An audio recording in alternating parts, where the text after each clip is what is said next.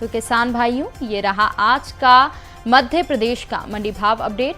कृषि से जुड़ी और भी खबरों की अपडेट्स के लिए आप बने रहिए कृषि फाई के साथ। धन्यवाद। तो शुरुआत हम करेंगे धार की मंडी के साथ, जहां पर गेहूं के दाम 2100, मूंग के दाम 5500 और डॉलर चने के दाम 9100 रुपए रहे। इसके अलावा मंडला की मंडी में गेहूं के दाम 2010 रुपए रहे, तो वहीं धान के दाम 1410 रुपए रहे। इसके अलावा मटर 3850 रुपए के दाम पर बिकी, तो वहीं सरसों के दाम 5400 रुपए के आसपास रहे। डिंडोरी की मंडी की बात कर लेते हैं, जहां पर गेहूं के दाम 2250 रुपए रहे। इसके अलावा धान के दाम 1600 रुपए रहे। मक्के के दाम 2100 रुपए रहे। बटरी के दाम 3300 और मसूर के दाम 5800 रुपए के आसपास रहे। अब बात कर लेते हैं इंदौर की मंडी की, जहां पर गेहूं के दाम 2520 रुपए रहे।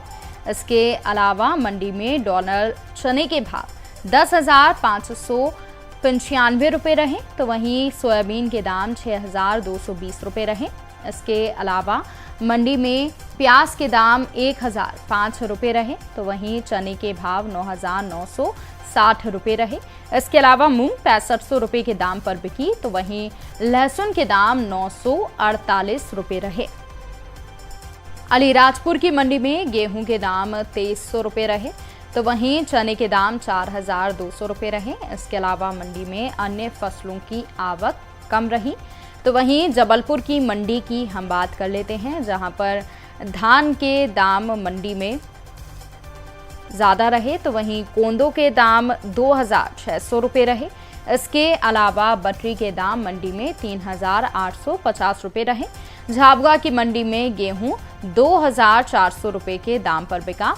इसके अलावा बात कर लेते हैं अनूपपुर की मंडी की, जहां पर गेहूं के दाम 2200 रुपए के आसपास रहे। इसके अलावा मंडी में अन्य फसलों की आवक कम रही। तो वहीं दतिया की मंडी में गेहूं के भाव 2260 रुपए रहे। भोपाल की मंडी की बात कर लेते हैं, जहां पर प्याज के दाम 1120 रुपए रहे।